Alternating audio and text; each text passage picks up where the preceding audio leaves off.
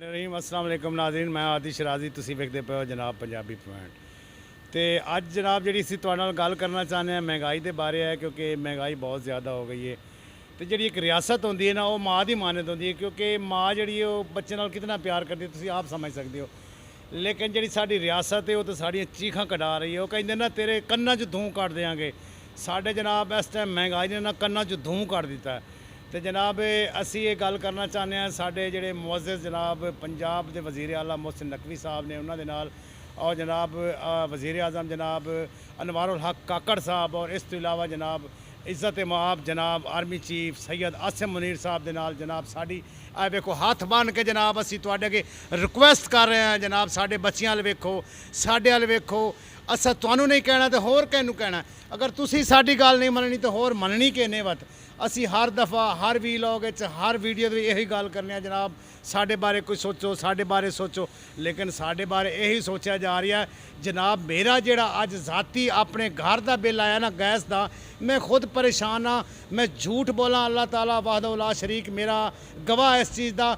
10,000 तो 700 रुपया अगर मैं जुर्माने के बाद पे कराँगा ना तो 11,000 के उत्ते जाके बनया, 11,000 तो 500-400 रुपया बनता है। तो जनाब मेरा एक गल करने का मकसद है जनाब वज़ीर आज़म जनाब अनवारुल हक काकड़ साहब, तुसी तो जनाब इस टाइम माशाअल्लाह अल्लाह ने तुहानू इज़्ज़त दी है बहुत ज़्यादा।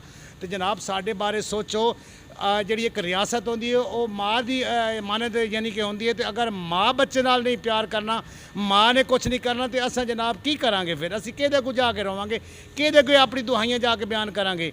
जनाब इस टाइम आवाम बेचारी गरीब पिस रही है मेरे समेत। मैं अपनी गाली बेच कर रही हाँ, मैं भी पिस रही हाँ, बड़ा जलीलो खुआर हो रहे हैं, इतने जलीलो खुआर हो रहे हैं असी तुहानू दस ही नहीं सकते। साडा अल्लाह जानता है या साडा दिल जानता है भी साडे नाल की हो रही है। असी सुबह उठने सिर्फ साड़ी एक ही सोच होंगी है यार असी यह चीज़ कितों मैनेज करनी है, किमें सिस्टम घर का चलाना है, किस तरीके खर्चा करना है।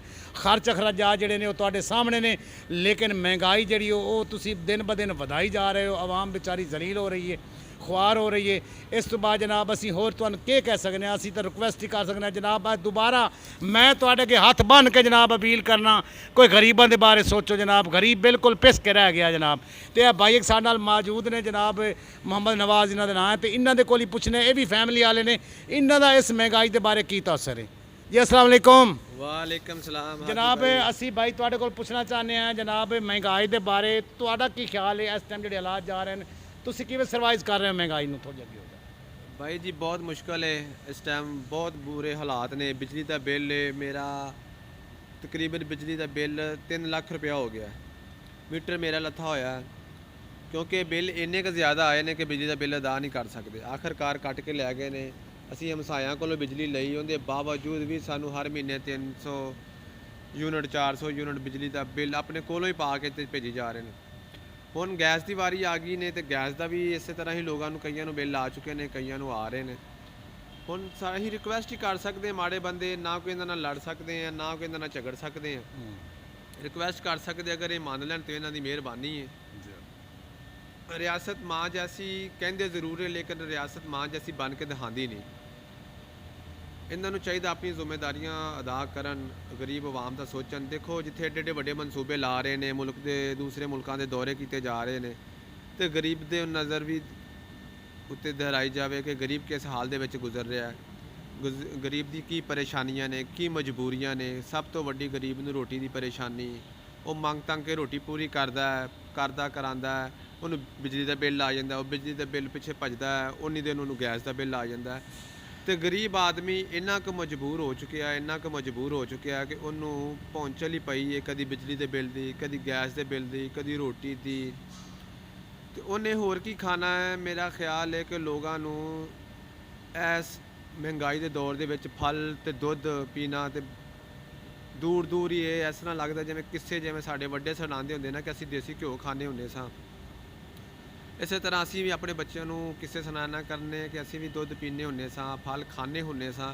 इस तरह की पोजीशन आ गई। साड़ी रिक्वेस्ट हैगी हुक्मराना अगे कि अपनी ਨਜ਼ਰੇ ਕਰਮ ਜਿਹੜੀ ਜਨਾਬ ਸਾਡੇ ਗਰੀਬਾਂ ਵਾਸਤੇ ਕੀਤੀ ਜਾਵੇ, ਕੁਛ ਨਾ ਕੁਛ ਐਸੀ ਪਾਲਿਸੀ ਬਣਾਈ ਜਾਵੇ। ਅਸੀਂ ਇਹ ਨਹੀਂ ਕਹਿੰਦੇ ਕਿ ਮੁਲਕ ਦੇ ਹਾਲਾਤ ਬੜੇ ਨੇ। ਤੁਸੀਂ ਕੰਮ- ਭਾਈ ਜਾਨ ਆਪਣੀ ਅਪੀਲ ਕਿਹਦੇ ਕੋ ਕਰਨਾ ਚਾਹੁੰਦੇ ਹੋ? ਸਾਡੀ ਅਪੀਲ ਕੌਣ ਸੁਣੇਗਾ ਇਸ ਟਾਈਮ? ਅਸੀਂ ਤੇ ਆਪਣੀ ਅਪੀਲ ਆਪਣੇ ਹੁਕਮਰਾਨਾਂ ਕੇ ਕਰਨੇ ਚਾਹੁੰਦੇ, ਜਿਹੜੇ ਇਸ ਟਾਈਮ ਸਾਡੇ ਹੁਕਮਰਾਨ ਨੇ, ਕਮ ਸੇ ਕਮ ਕੋਈ ਉਹ ਐਸਾ ਰਸਤਾ ਅਖਤਿਆਰ ਕਰਨ ਕਿ ਜਿਹੜੇ ਮਜ਼ਦੂਰ ਲੋਕ ਨੇ, ਜਿਹੜੇ ਗਰੀਬ ਲੋਕ ਨੇ, ਜਿਨ੍ਹਾਂ ਦੀ ਕਮ ਸੇ ਕਮ 30,000 40,000 ਰੁਪਇਆ ਸੈਲਰੀ ਹੈ, ਉਹਨਾਂ ਦਾ ਬਜਟ ਬਣਾ ਕੇ ਤੇ ਦਿਖਾਣ। ਕਮ ਸੇ ਕਮ ਉਹਨਾਂ ਨੂੰ ਰਿਲੀਫ ਦੇਵੋ, ਮਾੜਿਆਂ ਬੰਦਿਆਂ ਨੂੰ ਰਿਲੀਫ ਦੇਵੋ, ਤਗੜਿਆਂ ਨੂੰ ਫੜੋ, ਇਹਨਾਂ ਨੂੰ ਜੋ ਮਰਜ਼ੀ ਕਰੋ। ਇੱਕ ਦਫਾ ਗਰੀਬ ਦੇ ਗੁਰਬਤ ਬਾਰੇ ਸੋਚ ਕੇ ਉਹਦੀ ਨਜ਼ਰ ਦੁਹਰਾਓ ਕਿ ਕਿਸ ਤਰੀਕੇ ਨਾਲ ਜ਼ਿੰਦਗੀ ਗੁਜ਼ਾਰਦਾ ਹੈ, ਤੇ ਤੁਹਾਨੂੰ ਖੁਦ ਪਤਾ ਚੱਲ ਜਾਏਗਾ ਕੀ ਹਾਲਾਤ ਨੇ, ਕੀ ਵਾਕਿਆਤ ਨੇ। ਮਾਂ ਨੂੰ ਨਾ ਰੱਖਿਆ ਹੈ, ਬਾਪ ਨੂੰ ਨਾ ਰੱਖਿਆ ਹੈ, ਬੱਚੇ ਨੇ ਸਕੂਲ ਜਾਣਾ ਹੈ, ਆਉਣਾ ਹੈ। ਪ੍ਰਾਈਵੇਟ ਸਕੂਲਾਂ 'ਚ ਬੱਚੇ ਪੜ੍ਹਦੇ ਨੇ, ਸਰਕਾਰੀ ਸਕੂਲਾਂ ਦਾ ਹਾਲ ਕੋਈ ਨਹੀਂ ਹੈਗਾ। ਬੁਰੇ ਹਾਲਾਤ ਨੇ, ਦਵਾਈ ਦਾ ਮਸਲਾ ਹੈ, ਹਸਪਤਾਲਾਂ ਦਾ, ਮਾਂ ਬਾਪ ਬਿਮਾਰ ਹੈ, ਬਹੁਤ ਮੁਸ਼ਕਲ ਹੈ। ਕਮ ਸੇ ਕਮ ਥੋੜ੍ਹਾ ਜਿਹਾ ਰਿਲੀਫ ਦਿੱਤਾ ਜਾਵੇ। ਅਸੀਂ ਜ਼ਿਆਦਾ ਰਿਲੀਫ ਨਹੀਂ ਮੰਗਦੇ, ਅਸੀਂ ਇਹ ਕਹਿੰਦੇ ਕਿ ਕਮ ਸੇ ਕਮ ਸਾਡਾ ਸਾਹ ਜਿਹੜਾ ਨਾ ਉਹ ਤੇ ਨਿਕਲਣਾ ਚਾਹੀਦਾ ਨਾ। ਅਸੀਂ ਇਹ ਨਹੀਂ ਕਹਿੰਦੇ ਕਿ ਸਾਨੂੰ ਦੌੜ ਲਵਾ ਦਿਓ, ਸਾਨੂੰ ਫਲ ਵੀ ਦੇ ਦਿਓ, ਸਾਨੂੰ ਦੁੱਧ ਵੀ ਪੀਣ ਵਾਸਤੇ ਦੇ ਦਿਓ, ਅਸੀਂ ਨਹੀਂ ਮੰਗਦੇ। ਅਸੀਂ ਸਿਰਫ ਉਹ ਇਹ ਭਾਈ request ਜਾਨ ਕਰਦੇ। ਦੁੱਧ ਤਾਂ ਦੂਰ ਦੀ ਬਾਤ ਹੈ, ਨਾ ਫਲ ਬੰਦਾ ਕੋਈ ਖਾ ਸਕਦਾ ਹੈ, ਨਾ ਦੁੱਧ ਪੀ ਸਕਦਾ ਹੈ। ਬੱਚਿਆਂ ਨੂੰ ਤੁਸੀਂ ਦੁੱਧ ਨਹੀਂ ਪਿਵਾ ਸਕਦੇ, ਕਿਉਂਕਿ ਜਦੋਂ ਅੱਜ ਤੋਂ 2 ਸਾਲ ਪਹਿਲੇ ਨਾ ਹਮਜ਼ਾ ਸ਼ਬਾਜ਼ ਸ਼ਰੀਫ ਨੇ ਕਿਹਾ ਸੀ, ਜਨਾਬ ਇਮਰਾਨ ਖਾਨ ਨੇ ਬੱਚਿਆਂ ਕੋਲ ਨਾ ਮੂੰਹ 'ਚ ਦੁੱਧ ਹੀ ਖਿੱਚ ਲਿਆ। ਤੇ ਮੇਰਾ ਖਿਆਲ ਹੈ ਇਸ ਟਾਈਮ ਬੱਚੇ ਰੋਟੀ ਤੋਂ ਤੰਗ ਹੋ ਗਏ, ਦੁੱਧ ਤਾਂ ਦੂਰ ਦੀ ਬਾਤ ਹੈ, ਦੁੱਧ ਤਾਂ ਮਿਲ ਹੀ ਨਹੀਂ ਰਿਹਾ। ਜਦੋਂ ਰੋਟੀ ਪੂਰੀ ਕਰਨੀ ਬੜੀ ਮੁਸ਼ਕਲ ਹੋ ਗਈ ਹੈ, ਤਾਂ ਜਨਾਬ ਸਾਡੀ ਰਿਕੁਐਸਟ ਹੈ, ਜਨਾਬ ਆਪਣੇ ਆਰਮੀ ਚੀਫ ਸੈयद ਆਸਿਮ ਮੁਨੀਰ ਦੇ ਅੱਗੇ ਜਨਾਬ ਇਸ ਟਾਈਮ ਆ ਵੇਖੋ, ਮੈਂ ਹੱਥ ਜੋੜ ਕੇ ਜਨਾਬ ਤੀਸਰੀ ਦਫਾ ਅਪੀਲ ਕਰ ਰਹੀ ਹਾਂ ਤੁਹਾਡੇ ਅੱਗੇ, ਸਾਡੇ ਬਾਰੇ ਜਨਾਬ ਕੋਈ ਸੋਚੋ। ਸਾਡੇ ਬਾਰੇ ਅਗਰ ਤੁਸੀਂ ਨਹੀਂ ਸੋਚਣਾ ਤਾਂ ਹੋਰ ਕਿਹ ਸੋਚਣਾ ਜਨਾਬ। ਮੈਂ ਬਸ ਆਪਣਾ ਇੱਥੇ ਗੁਫ਼ਤਗੂ ਨੂੰ ख़त्म ਕਰਨਾ ਚਾਹੁੰਦਾ, ਤੇ ਜਨਾਬ ਮੈਂ ਤੁਹਾਡੇ ਕੋਲ ਇਜਾਜ਼ਤ ਲਵਣਾ ਚਾਹੁੰਦਾ। ਜਨਾਬ ਅੱਲਾ ਹਾਫਿਜ਼, ਪਾਕਿਸਤਾਨ ਜ਼ਿੰਦਾਬਾਦ।